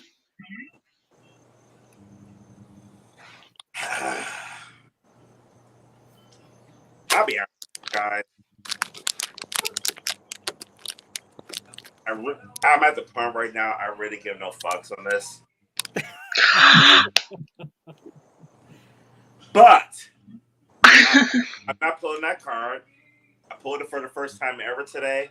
I'm not going to pull it again right now. I'm honestly picking Jericho on this. Wow. Okay. Thank you, Tony, for picking my other boo to win. And the reason why I'm picking your other boo, Ty, I'll be honest with you. You're the first lady of the Motown's wrestling group. You're my right hand. You're the one to run the group. So I'm the right hand lady. So therefore, the tribal chief of Motown's wrestling group is siding with the first lady of Motown's wrestling group. I got a feeling it's gonna be me and you pulling for Jericho. So yeah, I'm going with the first lady on this one. Okay. Marcus. Well, I might break up this. Jericho's at a point where we got to hold the title. So now it's time. Now it's time to chop down this stupid ass learning tree, and Hook get that title. Sorry, I know I'm gonna be for a week. So yeah, but going with Hook on it. Bobby. All is forgiven, Marcus. Bobby, who you got? I already put your, don't make me change this shit. I already put your prediction down on my sheet. You think I know? You think you know? You think I know what I'm gonna say? Oh yeah.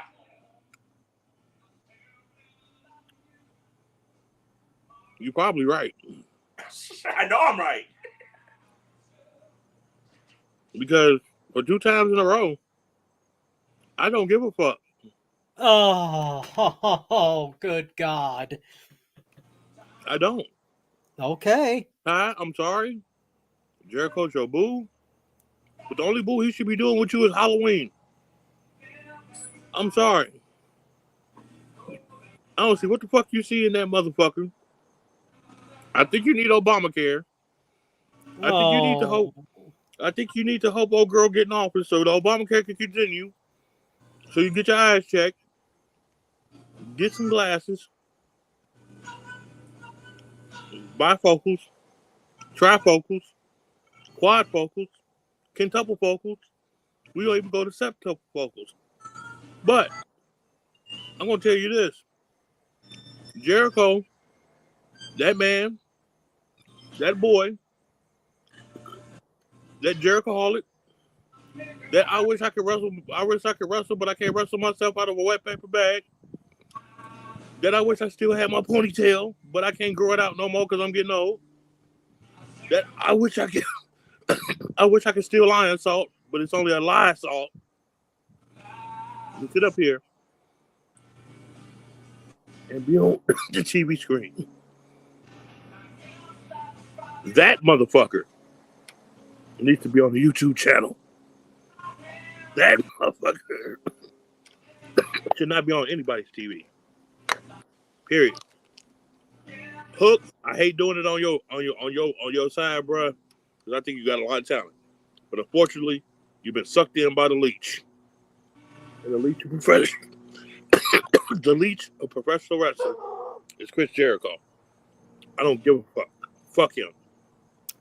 Hey Ty, for you, between today and is it all in or all out? All in. Between today and all in, I promise you this, Ty. Mr. I don't give a fuck is going to hit Judas. Judas in my mind, and he gonna listen to the whole goddamn song. I'm gonna make sure of that, Ty. I got you, boo. Who? You! Personally, the statements Mastermind said, I ain't mad. Because everybody's entitled to their opinion. Opinions are like assholes. We all got one, but they stink. Some stink more than others.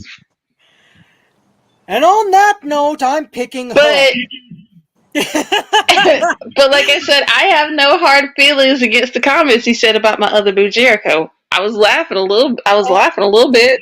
Okay, no disrespect meant to Jericho in my pick, but I'm giving it to Hook because the FTW belt is custom made for him, and I think they need to move Jericho on to his next thing.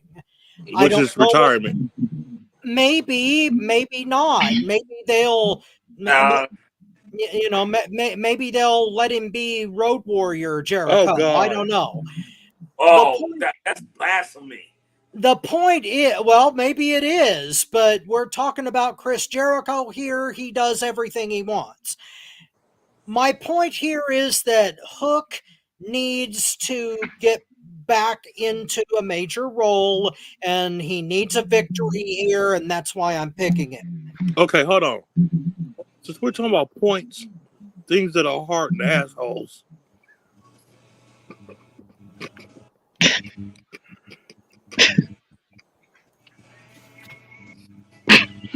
Okay, what's the next match? Let's move on. Okay. We almost out of time. Yeah, we're running out of time here.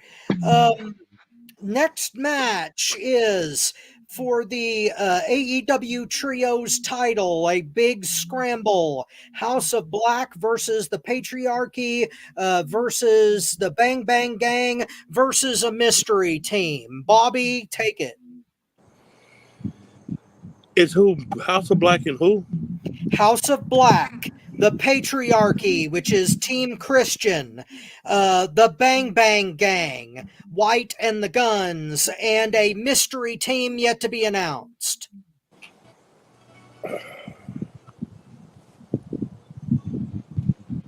Who do I want to win? Who do you think will win? The team to be announced. Okay, fair enough. Because this is the thing. The Patriarchy should get that. They should. They should retain. They should be able to elevate those titles to a whole new level if they let them. And they're not doing that. Another Rex Grossman move by AEW. Can I go next? Sure. Go ahead, Tony. In my opinion, the team that should win is the same team that has elevated the trios titles when they had them, and that's the House of Black. Yeah. The House of Black is a dominant six-man tag team, and they're at their best when they're in trios competition. So, in my opinion, it should be the House of Black on this. Okay, Marcus? Well, this is when I'm going to make my prediction that probably won't come true. My prediction is the Hurt Institute will debut and be the other team and take these belts. Interesting. That's a good pick, Marcus. That's a very good pick. In fact, I will go next because that was going to be my answer. Marcus stole one from me because all the rest of these teams in this match have had the trios belts before, and it would make perfect sense for an outside team like the Ouch Institution to come in and take these belts as a shock title change. So I'm going to say the Ouch Institution of Team Lashley will come in and take these titles. Ty, I did say team to be announced. So would that fit? Yeah. Yes. Okay. Yeah, okay. You fall in there with that. Yes. Yeah, we got 3 for mystery team. Ty, where do you fall? The house always wins. The House of Black. Nice. The Okay. First Lady and the Tribal Chief from Old Town's Wrestling Group on the same page again. Sweet. Okay, I am a glutton for punishment. So the next match we're going to do is for the AEW World Tag Team titles. It is now a triple threat. The Young Bucks defending against the Acclaimed and FTR. Bobby, we know your answer, so please indulge us. Why? Why do they gotta do that? Because your ranting is ratings. And we want ratings on FTW Network. I can't. So This matchup is so much bullshit till it pisses me off. I'm sorry. I don't give a fuck about this match either. Okay. Because I know what they're gonna do. One of the teams is gonna pin the Acclaim that shouldn't be pinning them. The Young Bucks should be getting their ass whooped all day long. All day long. Okay, Bobby, I'm good. As soon as they wake up in the morning, get to breakfast in the hotel. As soon as they finish their waffle, they should be whooping that ass. Okay, I'm going to piggyback on this, Bobby.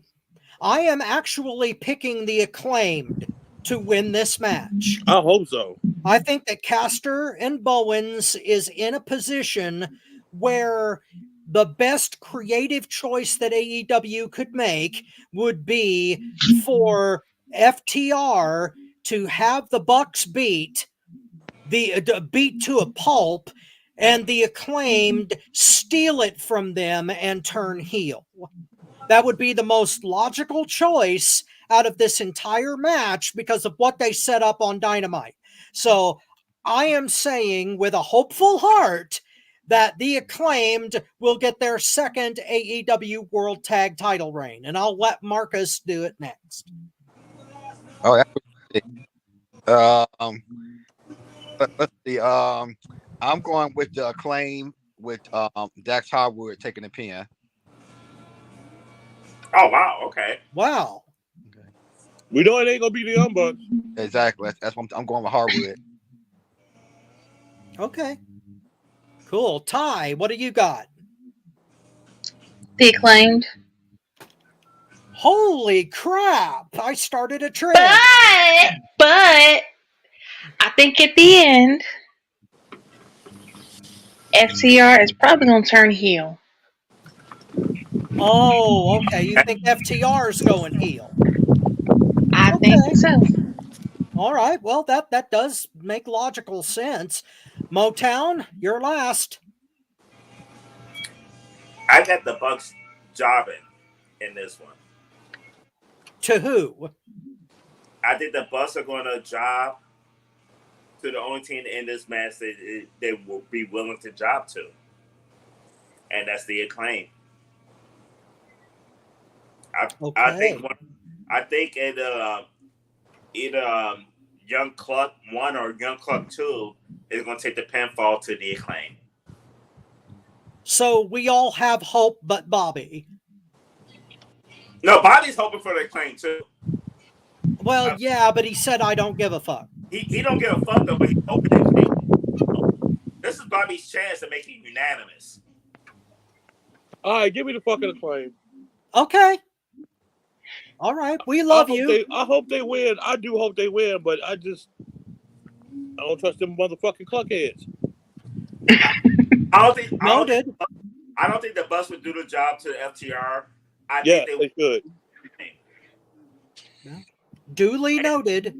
And I'm and side note, I really hope that the Bucks do the job to the Acclaim because it gave me a little bit of hope. A little bit of hope. Hold on. They should do a double job, and it starts with blow. Thank you for joining us on FTW Future Focus. Oh my God. Speaking of unwanted fellatio, on to our next match for the TNT Championship.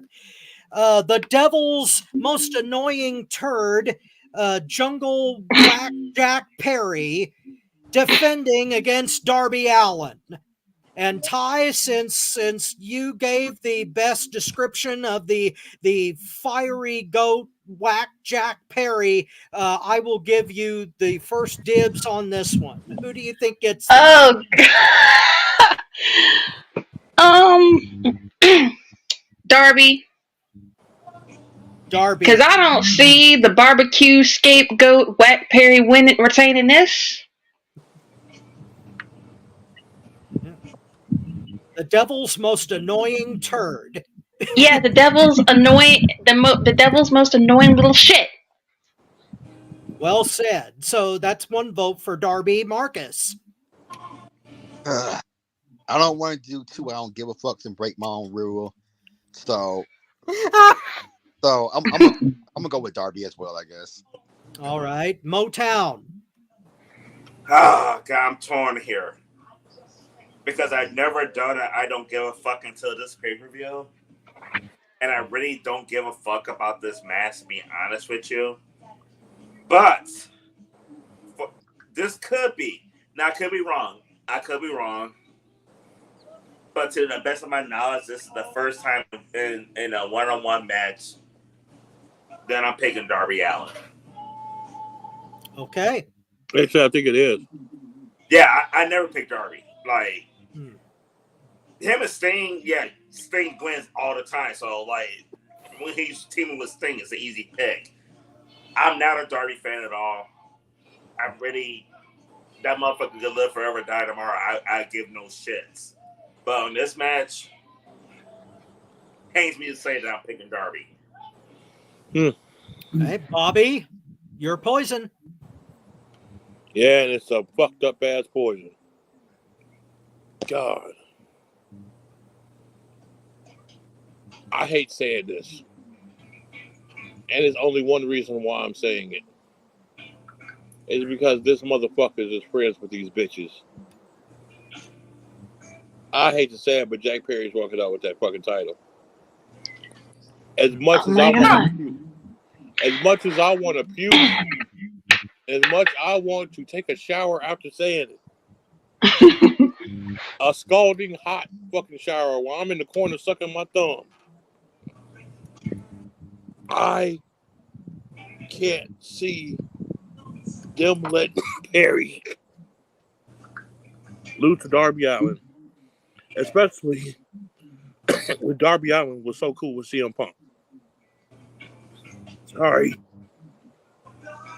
Don't want to do it. But I gotta face reality. Do I honestly give a fuck? No, I honestly don't. But who's really gonna win this? Nepotism always wins. Jack Perry. Bobby. What you got? Bobby, keep that shower water warm because I'm going to need one too. Especially to open my mouth to the faucet to wash the taste of bullshit out of my mouth. But yes, you're right. Perry is walking out with that belt. Okay, I'm going to throw this out there. I know we're short on time. We get through this shit. But I'm going to say this, though. If Jack Perry wins the match, Darby Allin is dead to me. Well, get ready for the burial. Well, see, I am a Darby Allin fan, which is why it makes me want to puke in my soup to say that Jungle Bitch Whack Perry is going to walk away with the match. I mean, it's going to be bullshit. It's a coffin match. So I'm thinking that Darby is not going to go over in his specialty, but my God, it just, in between having monster heat and wanting somebody to go the hell away forever, Jack Perry is in the spaces in between that, and that's probably why he's going to keep that belt. So as much as it makes me want to gouge my eyes out with a fork, Perry's probably keeping the belt. Moving on. AEW TBS Championship, Mercedes Moné versus Dr. Britt Baker, DMD. Motown, you first. Oh, man. Man.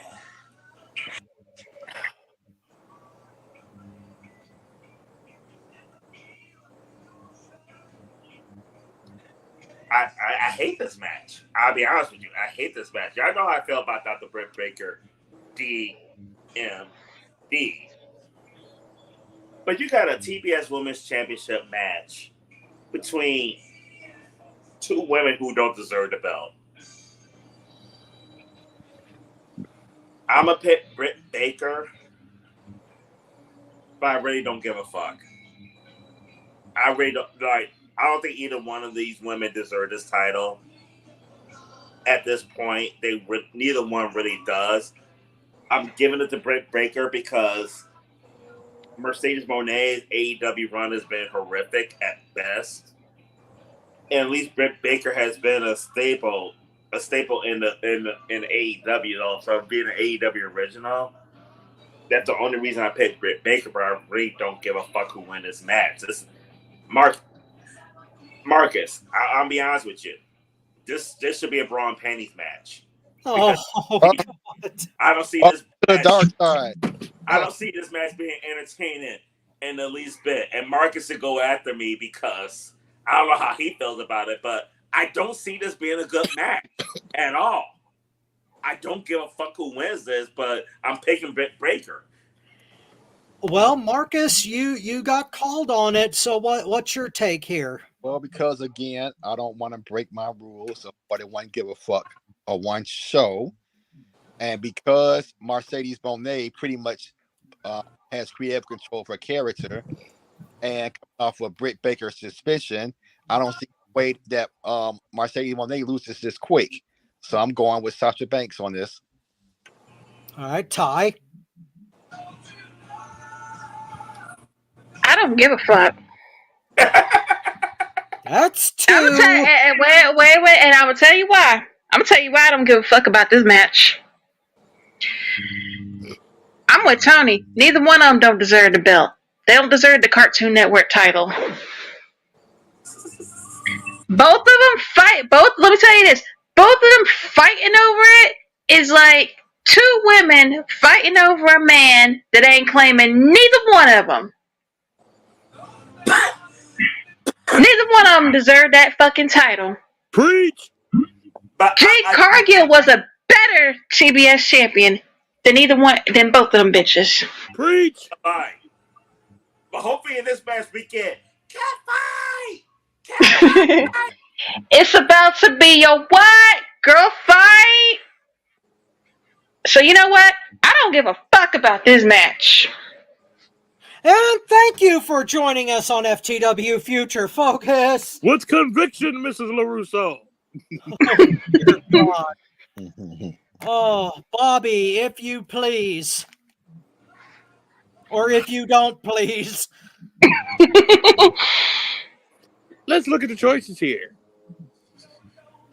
We have one chick that thinks she owns the locker room and can't hold a match and carry a match on her own. Wait, which chick you talking about? Because that kind of tried both of them. Wait. Let me cook, brother. Let me cook. You got one chick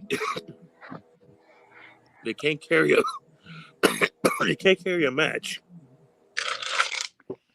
Worse than trying to carry 30 bags of groceries from Kroger.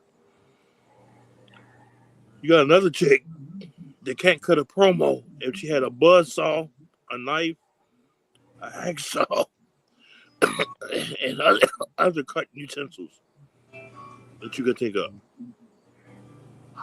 Along with sucking in the ring. That described both of them. So, I don't give a fuck.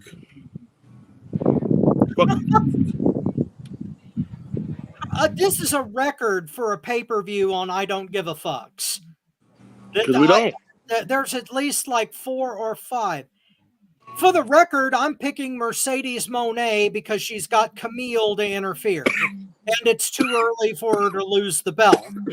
But I digress because this is a big hole and I want to climb out of it. Moving on.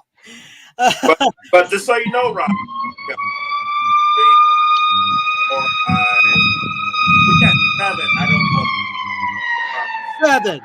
Yeah, that's a record for any show that we've predicted. Yes. My God. And Okay. we would have had more, but me and Marcus don't want to do more than one. Okay, we've got 3 matches left. I'll try to speed through it. AEW Women's Championship, Toni Storm defending against Mariah May. Marcus, who you got?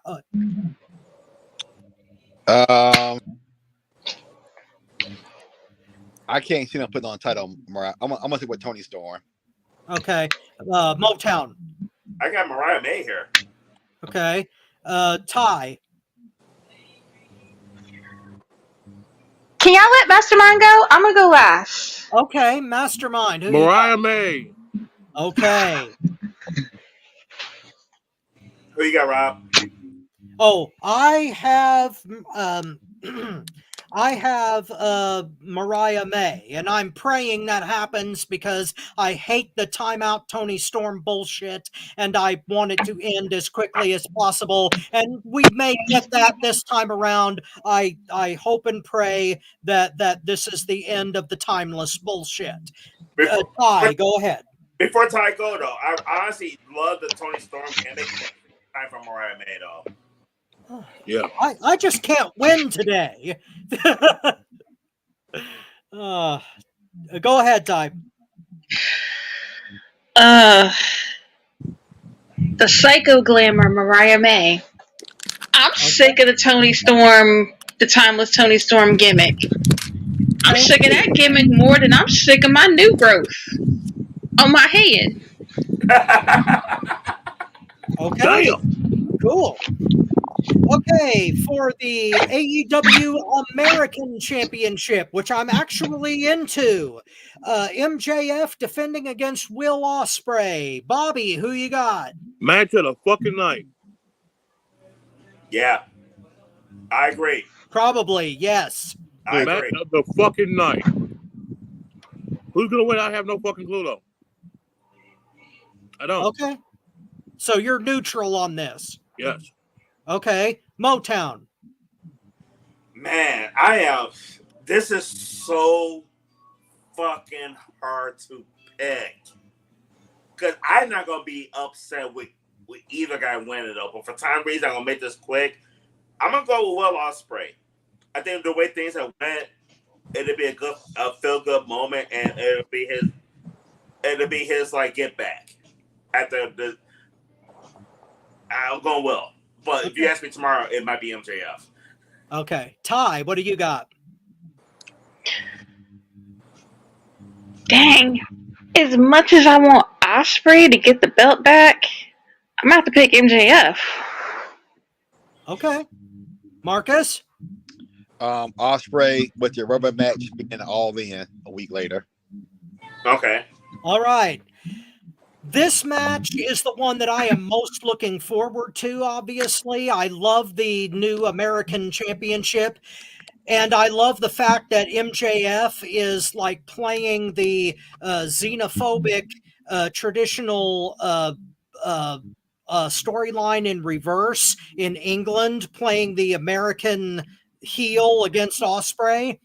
And since AEW likes to put over hometown boys, I'm taking Ospreay here. And we're going to get a return of the International Championship. I love the American Championship, but they're going to bring back International for Ospreay. And the main event for the AEW World Title versus career, Swerve Strickland defending against the American Dragon, Bryan Danielson. Maybe his last match, maybe a new champion, and I will let Motown start this off. We're all looking at Will Ospreay and MJF as the match of the night, though, but this could be the one that surprises everybody. I think this is going to be a phenomenal match. I think this is going to be a candidate for match of the night. They could outshine MJF and Will Ospreay for one reason and one reason only. I don't know if Will Ospreay and MJF could top what they already did. Good point. Good point. Very good point. In this match, I got Swerve. Oh, we lost Marcus. Okay, but I got Swerve in this one.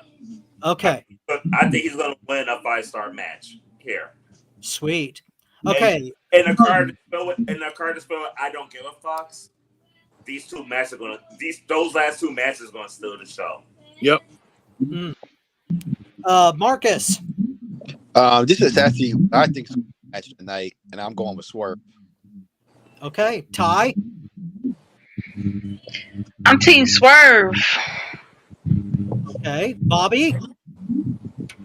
Unfortunately, I'm going to get the grain. That's not bad. That's not a bad pick. It's not a bad pick at all. I think it's going to be Daniel Bryan. Okay. But what's going to happen is it's because I know he's going to retire soon. I don't think it's hard to say it's going to be right now. But my thing is this. Even if it is right now, you can set up a tournament for the title. And Tony Khan loves tournaments. Oh, God, he does. So, I can see that happening, and then they hold a tournament. I can see him winning it and then drop it later, though. Tony Khan likes tournaments too much. Yeah, he does. He gets a hard on for him. But Oh my God. Tony Khan loves tournaments more than I love Jeff Hardy. Yeah. I don't know about that.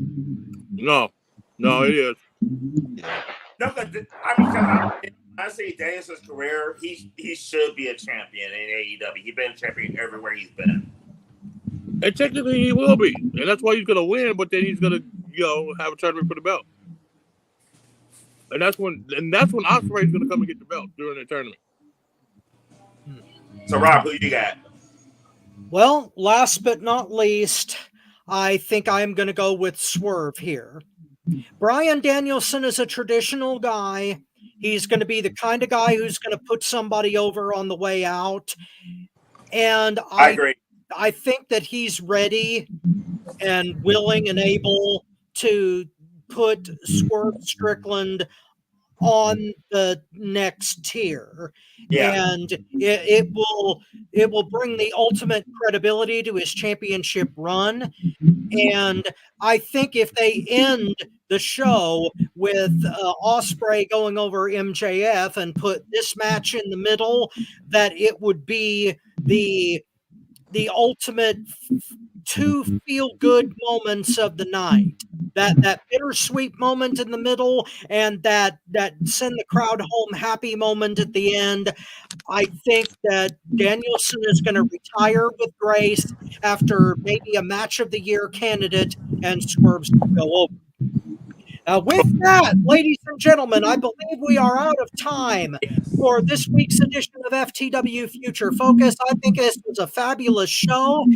And on behalf of myself, the mastermind, Bobby Rogers, Tony Motown Allen, the Tigress, Ty Nickerson, and absolutely the loveliest man on the face of the earth, marvelous Marcus Buckley. This is your not-so-humble correspondent, Robert Black, saying we will see you in the future. Hit that James Brown, baby! Preach! Hit it. Oh, how you feel, brother? Feeling good. You feel good? Feeling good. It's groovy. Play so much bone, brother. How you feel, man? I feel all right. I call your name. I don't want no people to know you're in here. How you feel, fella? Yeah, jam. Sure getting down. Look at him. Ha. We're gonna have a funky good time.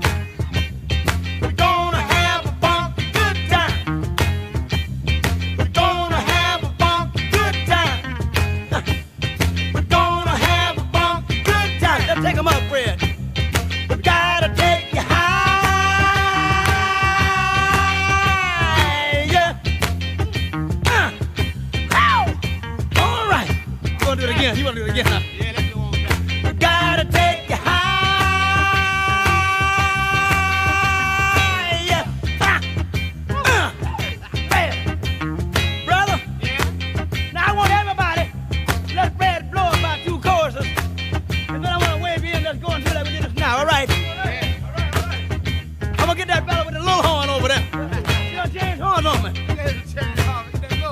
Brad, can you take us higher? Yeah. Take us higher.